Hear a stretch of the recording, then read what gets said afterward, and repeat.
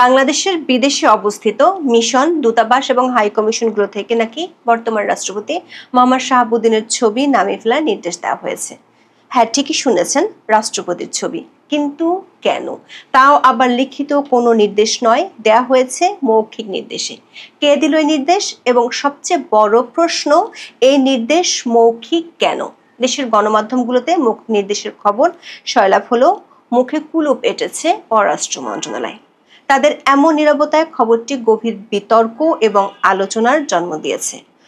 এটি শুধু একটি ছবির বিষয় নয়, এটি দেশের ভাবমূর্তি এবং সরকারি কার্যপ্রণালীর স্বচ্ছতা নিয়ে প্রশ্ন তুলেছে। আবার মৌখিক আদেশ দিয়ে বিদেশি মিশন থেকে রাষ্ট্রপতির ছবি সরালেও খোদ দেশের পররাষ্ট্র মন্ত্রণালয়ে এখনো ঝুলছে রাষ্ট্রপতির ছবি।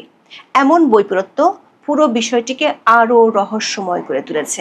আবার 1 বছর পর কেন এমন নির্দেশ দেওয়া হলো?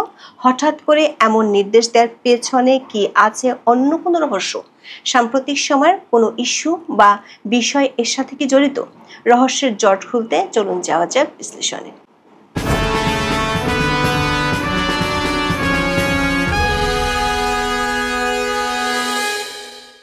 বাংলাদেশের অনেকগুলো গণমাধ্যমের খবর হলো, বিদেশে বাংলাদেশের সব কূটনৈতিক মিশন, দূতাবাস, হাই কমিশন, কনসুলেট, কূটনীতিকদের অফিস ও বাসভবন থেকে রাষ্ট্রপতি মোহাম্মদ শাহাবুদ্দিনের ছবি সরানোর মৌখিক নির্দেশনা দিয়েছে পররাষ্ট্র মন্ত্রণালয়। দৈনিক সমকালের খবরে বলা হয়েছে, বিষয়টি নিশ্চিত করেছে পররাষ্ট্র মন্ত্রণালয়ের সূত্র। দৈনিক কালের কণ্ঠ সহ একাধিক গণমাধ্যমের খবর হলো, নির্দেশটি ছিল মৌখিক। চ্যানেল 24 এর খবরে বলা হয়েছে, বিষয়টি নিশ্চিত করে পররাষ্ট্র মন্ত্রণালয়ের সংশ্লিষ্ট সূত্র জানিয়েছে, এরই মধ্যে 70টি মিশন থেকে রাষ্ট্রপতির ছবি সরানো হয়েছে। বাকি মিশনগুলো থেকেও রাষ্ট্রপতির ছবি সরানোর নির্দেশ দেওয়া হয়েছে। আগে থেকে এই ছবি না রাখার কোনো নির্দেশনা ছিল না। দর্শক, সবগুলো গণমাধ্যমের খবরে একটি বিষয় নিশ্চিত, মৌখিক নির্দেশের মাধ্যমে হঠাৎ করেই এমন কাজ করেছে পররাষ্ট্র মন্ত্রণালয়। এই খবরটিতে কিছু প্রশ্ন উঠে আসে। প্রথমত, বাংলাদেশের সরকারি মিশন, দূতাবাস ও হাই কমিশনে কার কার ছবি টাঙানোর নিয়ম আছে? দেশের সংবিধান, আইন, সরকারি রুলস অব বিজনেস এবং ক্যাবিনেট ডিভিশনের আদেশ ও নির্দেশে এ নিয়ে কি বলা আছে?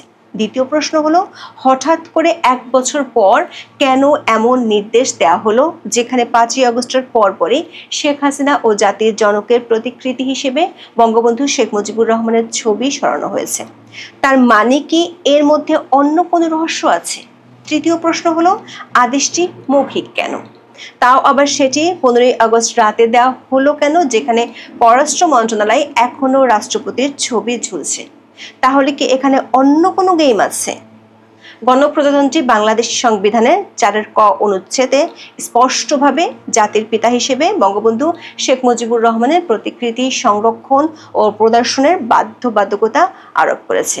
এই অনুচ্ছেদটি 2011 সালে 5ম সংশোধনীতে যুক্ত করা হয়। এই বাধ্যবাধকতা বিভিন্ন সরকারি ও আধা সরকারি কার্যালয়, স্বায়ত্তশাসিত প্রতিষ্ঠান, সংবিধিবদ্ধ সরকারি কর্তৃপক্ষ, সরকারি ও বেসরকারি শিক্ষা প্রতিষ্ঠান এবং বিশেষভাবে বিদেশে অবস্থিত বাংলাদেশের দূতাবাস ও মিশন সমূহের জন্য প্রযোজ্য।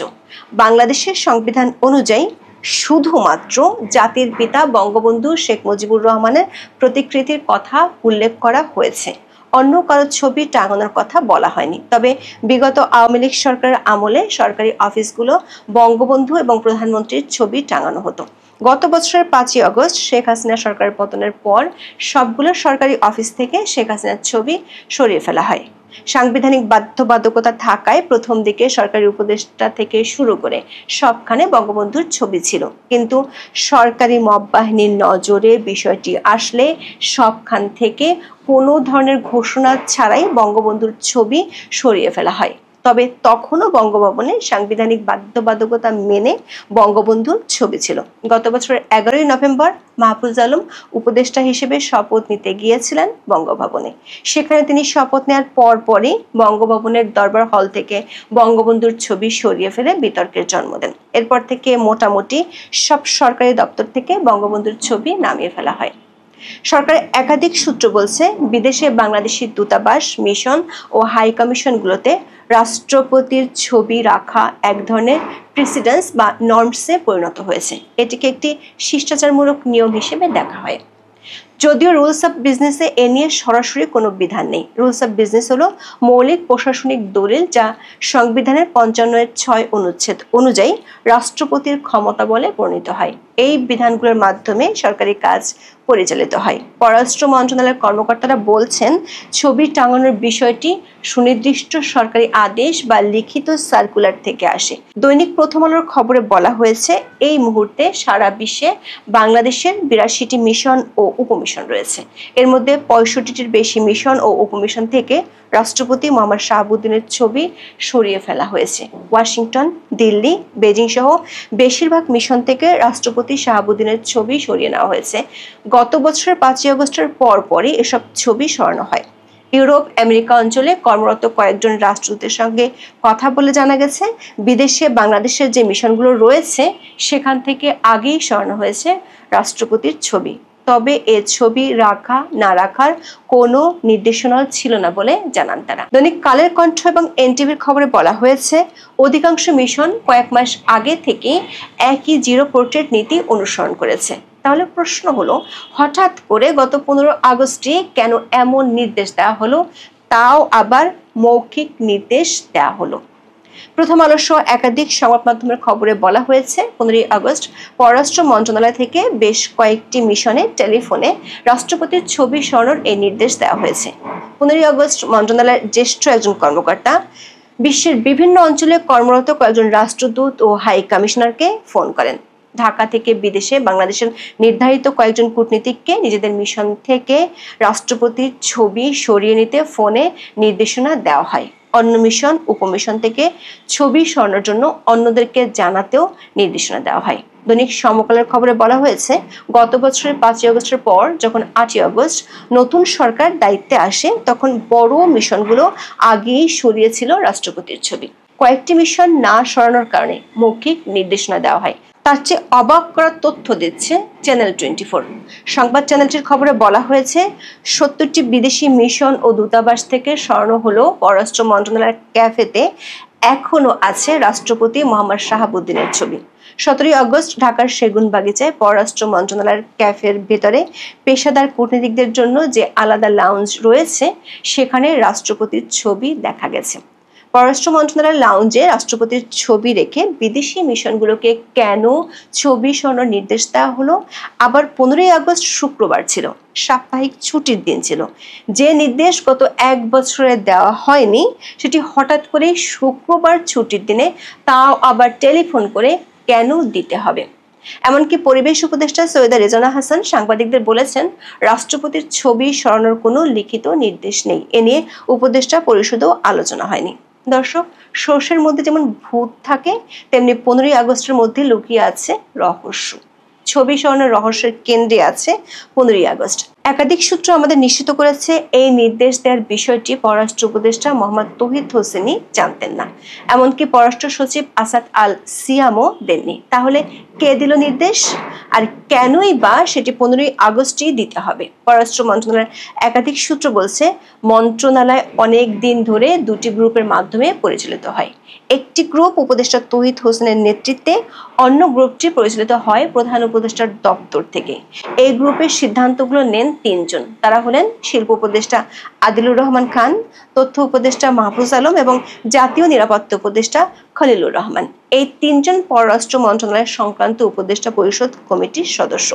পররাষ্ট্র মন্ত্রণালয়ের একাধিক সূত্র নিশ্চিত করেছে, রাষ্ট্রপতির ছবি সরানোর মৌখিক নির্দেশটি মূলত দ্বিতীয় গ্রুপ মানে প্রধান উপদেষ্টার দপ্তর থেকে গিয়েছে।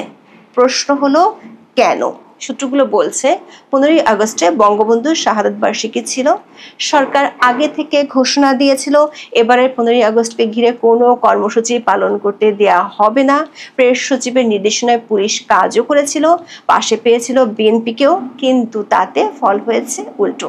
দেখা গেছে, রিকশা চালক থেকে শুরু করে দম্পতি, বৃদ্ধ অনেকেই সরকার ও বিএনপির বাধা উপেক্ষা করে শোক ও শ্রদ্ধা জানাতে গেছেন। একটা পোড়া বাড়িকে নিয়ে সরকারের মধ্যে ভয় থাকার বিষয়টি পরিষ্কার হয়ে যায়।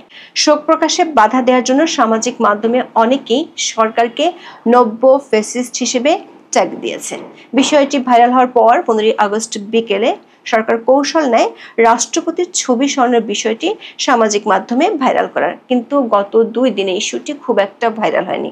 এরপর ধানমন্ডি 32 নম্বরে শ্রদ্ধা জানাতে যাওয়া রিকশা চালককে গ্রেপ্তার করা, সরকারি পৃষ্ঠপোষকতায় জুতা মারা কর্মসূচি সরকারকে আরো বিপাকে ফেলে দেয়। তড়ি ঘড়ি করে সরকার সমর্থিত কয়েকটি গণমাধ্যম 17 আগস্ট সকালে বিষয়টি নিয়ে খবর প্রচার করে।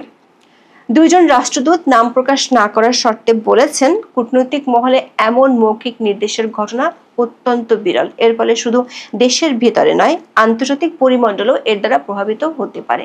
প্রশ্ন উঠতে পারে, কেন এই গোপনীয়তা? কেন লিখিতভাবে এই নির্দেশ দেওয়া হলো না? পররাষ্ট্র মন্ত্রণালয়ের সূত্রগুলো বলছে, যেহেতু প্রধান উপদেষ্টার দপ্তরের প্রভাবশালী গ্রুপটি থেকে এমন নির্দেশ এসেছে, তাই এ নিয়ে কোনো লিখিত নির্দেশ তারা দিতে পারেনি। লিখিত নির্দেশ দিতে হলে বিষয়টি পররাষ্ট্র উপদেষ্টা এবং পররাষ্ট্র সচিবের নজরে আনতে হতো। আবার যেহেতু সরকার সমর্থিত একটি গ্রুপ বেশ কয়েকবার রাষ্ট্রপতির পদত্যাগ দাবি করেছিল, সে কারণে অনেকেই এ নিয়ে দুয়ে 4 মেলাচ্ছেন। কেউ কেউ আশঙ্কা করছেন, আগেরবার ব্যর্থ হলো, এবার বোধহয় অধ্যাপক ইউনূসের সরকার রাষ্ট্রপতি মোহাম্মদ শাহাবুদ্দিনকে সরাতে পারবেন। মানবজমিন পত্রিকার খবরে সেই ইঙ্গিতই দেওয়া হয়েছে। এই ট্যাবলয়েড দৈনিকটি বলছে, আপাতত সরকারি অফিস ও বিদেশস্থ বাংলাদেশ মিশনে কোনো ছবি থাকবে না রাষ্ট্রপতির। প্রেসিডেন্ট শাহাবুদ্দিনের ছবি নামানো প্রায় সমাপ্ত হয়েছে। বলা হচ্ছে, সরকার প্রধানের ছবি যেখানে নেই সেখানে প্রেসিডেন্টের ছবি থাকার দরকার কি? তবে কোনো লিখিত আদেশ নয়, টেলিফোনে বলা হচ্ছে ছবি নামিয়ে ফেলতে। সর্বশেষ 15 আগস্ট লন্ডনস্থ বাংলাদেশ হাই কমিশন থেকে প্রেসিডেন্টের ছবি নামানো হয়েছে। অনেক পর্যবেক্ষক অবশ্যই বিষয়টিকে ভিন্নভাবে দেখছেন। তারা বলছেন, 1 বছর তো গেল, এই সময় এই ছবি নামানোর ব্যাপারে সিদ্ধান্ত নেওয়া হয়নি কেন? দায়িত্বশীল সূত্রগুলো বলছে, প্রেসিডেন্ট চেকআপের জন্য বিদেশে যাওয়ার পরিকল্পনা করেছিলেন। প্রস্তুতিও সম্পন্ন হয়েছিল, মাঝখানে বাদ সাদা হয়েছে। বলা হয়েছে, এই মুহূর্তে বিদেশে যাওয়ার পরিকল্পনা না করাই ভালো। প্রেসিডেন্ট হিসেবে চলে গেলে দেশ এক সাংবিধানিক সংকটে পড়বে। তার অবর্তমানে দায়িত্ব নেওয়ার কথা স্পিকারের, কিন্তু স্পিকার পদত্যাগ করে বসে আছেন নিরাপদ অঞ্চলে। ডেপুটি স্পিকার জেলখানায়। এই অবস্থায় কাকে দেওয়া হবে দায়িত্ব? রেফারেন্সের মাধ্যমে প্রধান বিচারপতি এই দায়িত্ব পেতে পারেন, সেটাও লম্বা প্রক্রিয়া। এসব কারণেই সম্ভবত প্রেসিডেন্ট শাহাবুদ্দিনকে বিদেশ যেতে দেওয়া হয়নি এবং ছবিও নামছে এরই ধারাবাহিকতায়। এর মধ্যে অনেকে ষড়যন্ত্র তত্ত্ব নিয়ে ঘাটাঘাটি করছেন। পরিস্থিতি এখানেই শেষ নয়, সরকারি মহলে এ নিয়ে দৌড়ঝাঁপ চলছে। অভ্যুত্থানের নায়করা বরাবরই প্রেসিডেন্ট শাহাবুদ্দিনকে অপসারণের পক্ষে মত দিয়ে আসছেন। এমনকি 2-1 বার তারা বঙ্গভবন ঘেরার কর্মসূচি দেন।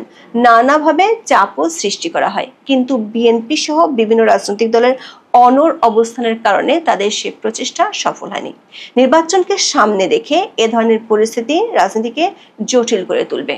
ঘোলা পানিতে মাছ শিকারের চেষ্টাও প্রবল সদরে অন্তরে। অপ্রত্যাশিত কিছু ঘটনা ঘটে যেতে পারে, তবে চ্যানেল 24 খবর বলছে এ ধরনের আশঙ্কা একেবারেই অমূলক।